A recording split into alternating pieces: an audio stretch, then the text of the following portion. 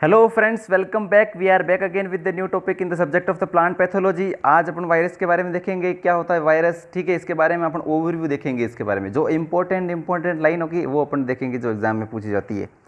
Virus क्या होता है? वायरस होता है न्यूक्लिक एसिड और प्रोटीन कोड। ठीक है, एक प्रोटीन कोड होती है, उसके अंदर जो न्यूक्लिक एसिड होता है, बस ये इतना ही वायरस होता है। ठीक है, ये जनरल इसमें बता रखा है, बाकी डेफिनेशंस आगे देखेंगे। वायरस होता है एक केमिकल पार्टिकल। ठीक है, ये केमिकल पार्टिकल होता है, कोई सेल नहीं होती है ये।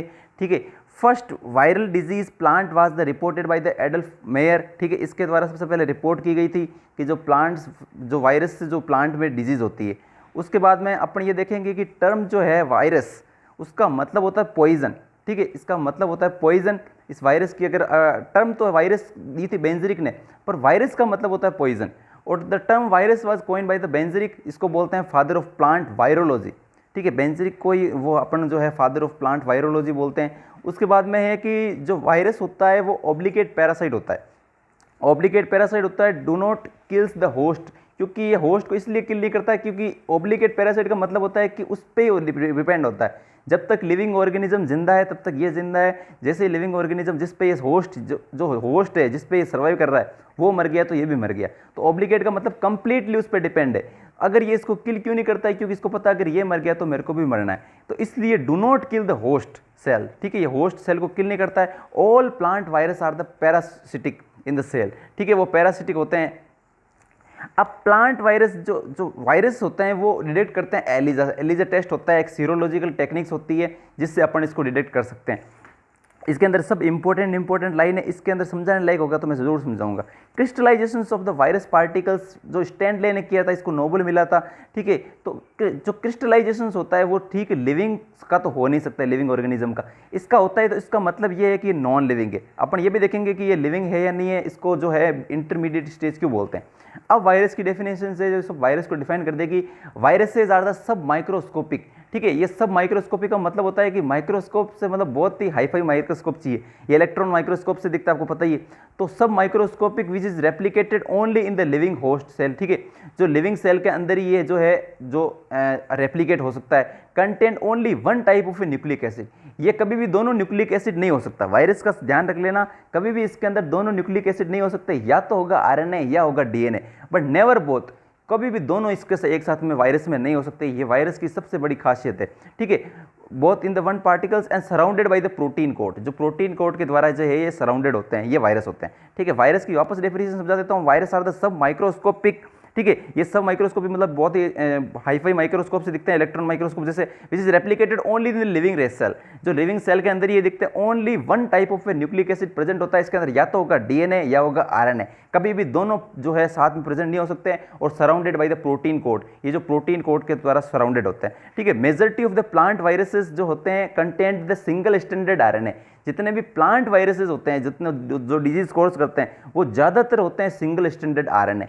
ठीक है, उसके बाद में जो होता है वायरस का कोई खुद का, बस वायरस के पास अपने क्या देखा है, एक तो प्रोटीन कोट है, एक जो है न्यूक्लिक एसिड है। इसके पास कोई भी खुद का राइबोसोम नहीं होता, इसलिए होस्ट का राइबोसोम यूज करता है। आपको पूछ ले कि वायरस को जो होता है किसका राइबोसोम यूज करता है, वायरस के पास तो कोई राइबोसोम नहीं होता, तो वो होस्ट का यूज करता है। Virus use the host ribosomes for the protein synthesis because virus does not have oven ribosome. इसका खुद का कोई भी जो राइबोसोम इसके पास नहीं होता है। ये इतना खतरनाक होता है कि ये देखिए स्ट्रक्चर देख लीजिए पहले, इसकी सिंपल सी स्ट्रक्चर है ये जो है इसकी प्रोटीन कोट है। ठीक है, और ये इसके अंदर ऐसे न्यूक्लिक एसिड होता है। एक न्यूक्लिक एसिड होगा, या तो आरएनए होगा या डीएनए होगा। ठीक है, उसके बाद में ये वायरस इतना होशियार होता है कि ये जो होस्ट सेल है उसके अंदर जाके उसको निर्देश देता है कि मेरा जो न्यूक्लिक एसिड है वो डिवाइड कर, उसका प्रोटीन सिंथेसिस कर।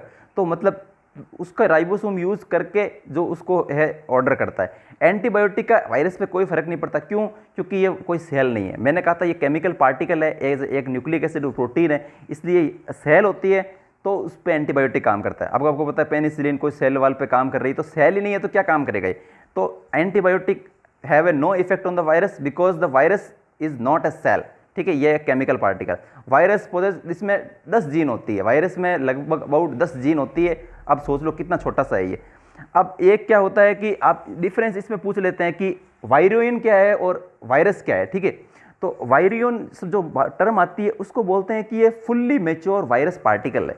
ठीक है। फुल्ली मेच्योर वायरस पार्टिकल इसको बोलते हैं कंप्लीट इन्फेक्शंस वायरस पार्टिकल। आपने इसका एग्जांपल मैं से समझाता हूँ, जैसे इंसेक्ट होता है, इंसेक्ट के अंदर एक तो एग होता है, ठीक है, एक एग होता है, एक फिर उसके अंदर लार्वा होता है, उसके अंदर प्यूपा होता है, उसके अंदर अडल्ट होता है। तो ये डिफरेंट स्टेज है इसकी इंसेक्ट की, ठीक है। एक इंसेक्ट की बात करें तो इंसेक्ट पूरा, इसमें इंसेक्ट में ऐसे थोड़ी लार्वा आएगा, सब आता है उसमें। तो वायरस की बात करें तो पूरा आता है। और अगर वायरोइन की बात कर रहे हैं आप, तो इसके अंदर ओनली जो है इन्फेक्शन स्टेज जो होती है उसको बोलते हैं virus. Is represent only the infectious stage of the life cycle of the virus. जो वायरस की जो इन्फेक्शन स्टेज होती है, ठीक है, एक कंप्लीट इन्फेक्शन वायरस पार्टिकल्स जो होता है उसकी एक स्टेज, जैसे मैंने बताया था एक आप कैटरपिलर को जो आप उसके मान लो, ठीक है, लार्वा को मान लो या प्यूपा को मान लो, तो एक पर्टिकुलर स्टेज होती है वो कहलाती है वायरोइन, ठीक है। उसके बाद में इसके अंदर virus do not carry the, ये इसके अंदर है कि इसके अंदर कोई भी रेस्पिरेशन नहीं होता है, डाइजेशन इसके अंदर है नहीं है, ठीक है। अदर मेटाबॉलिक फंक्शंस इसके अंदर होते नहीं है, इसलिए नॉन लिविंग है। इसके अंदर नॉन लिविंग के अंदर आगे चर्चा करेंगे अपन। इसके अंदर क्या यूनिक कैरेक्टर होते हैं, ठीक है। ये IAS के अंदर भी पूछा गया है, RS के अंदर भी पूछा गया है, नेट के अंदर भी पूछा गया है कि यूनिक कैरेक्टर क्या है इसके अंदर। Presence only one type of nucleic acid, जो मैं बता चुका हूँ, ओनली DNA होगा या RNA होगा, एक होगा, कभी भी दोनों साथ में नहीं हो सकते। Do not undergoes the binary fission, ये बाइनरी फिजन से डबल नहीं होता, ये ओनली न्यूक्लिक एसिड को डबल करता है। And capacity to reproduce the sole nucleic acid in the whole, ठीक है, इसकी कैपेसिटी होती है कि रिप्रोड्यूस करेगा खुद के सोल न्यूक्लिक एसिड्स को। तो ये सबसे यूनिक कैरेक्टर होते हैं इसके अंदर। उसके बाद में आपने सुना होगा कि अगर वायरस फ्री प्लांट चाहिए तो मेरिस्टेम्स जो टिश्यू कल्चर की टेक्निक है वो यूज में लेते हैं।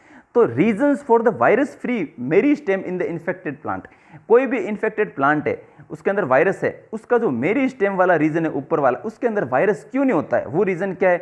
पहला रीजन है restricted movement due to the lack of the suitable vascular, ठीक है, प्लाज्मोडेस्माटा कनेक्शंस।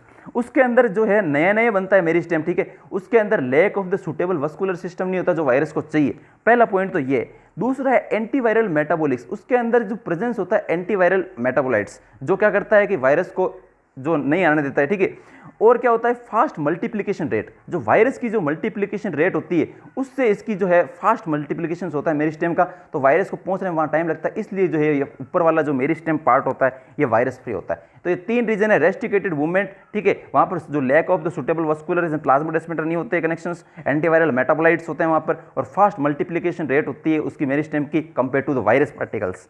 अब जो बोलते हैं कि वायरस जो है इंटरमीडिएट स्टेज है, ये नहीं तो ये लिविंग ऑर्गेनिज्म है, नहीं ये नॉन लिविंग ऑर्गेनिज्म है, इन दोनों के बीच की स्टेज है।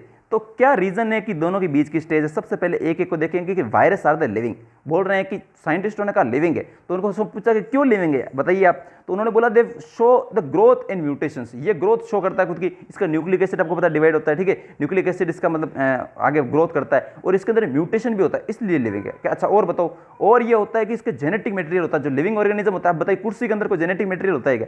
ठीक है, आपकी चेयर आपकी पेन के अंदर जेनेटिक मटेरियल होता है क्या? क्योंकि वो नॉन लिविंग है, तो इसने कहा इसके जेनेटिक मटेरियल होता है, डीएनए भी हो सकता है, डीएनए आरएनए दोनों में से एक होता है, ठीक है। तो क्या अच्छा और बताओ कि they have ability to infect, अब कुर्सी इन्फेक्ट कर सकती है क्या? आपका पेन इन्फेक्ट कर सकता है क्या? पर ये इन्फेक्ट कर सकता है, इसलिए लिविंग है। अच्छा उन्होंने बोला कि they can be transmitted from the disease to the healthy plant. अब बताइए आपका पेन या नॉन लिविंग चीज़ है वो ट्रांसफर हो सकती है क्या? पर ये ट्रांसफर हो सकता है। और बताइए, तो उन्होंने कहा they react the heat chemical and radiations, ये मतलब रिएक्ट करता है, ठीक है, तो हीट के प्रति केमिकल्स के प्रति, अपन जैसे करते हैं गर्मी लगती है तो अपन पसीना आने लगता है, तो वैसे ये भी रिएक्ट करता है केमिकल्स के प्रति, रेडिएशंस के प्रति। And the nucleic protein virus is the similar with the protein and the nucleic acid remains. तो इन्होंने कहा इसलिए जीवित है। दूसरे साइंटिस्टों ने कहा ये मरा हुआ है, कि तू बता भाई तेरे क्या रीजन है? उन्होंने कहा ये जो लिविंग ऑर्गेनिज्म होता है ये कोई भी सांस नहीं ले रहा है, ये वायरस कोई सांस नहीं लेता, ठीक है, इसके अंदर रेस्पिरेटरी सिस्टम नहीं होता, एक्सक्रिएटरी सिस्टम नहीं होता, तो ये इसलिए मरा हुआ है। कि अच्छा और बता, इसने कहा था क्रिस्टलाइजेशन हो सकता है इसका, कभी भी लिविंग का क्रिस्टलाइजेशन नहीं हो सकता, पर वायरस का हो रहा है, इसका मतलब ये मरा हुआ है। तो अच्छा ये बाहर जो होता है ये मरा हुआ है होस्ट का आउटसाइड।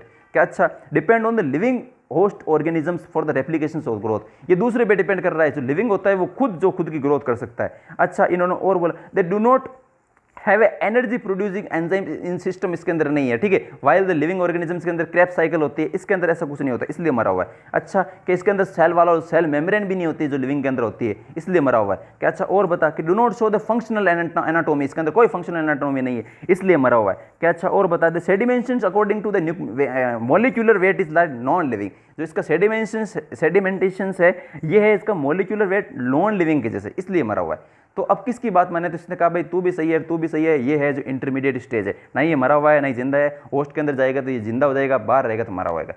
तो इसलिए ये यूनिक कैरेक्टर है। तो आई थिंक आपको अच्छा लगा होगा ये lecture. Thank you friends, have a nice day.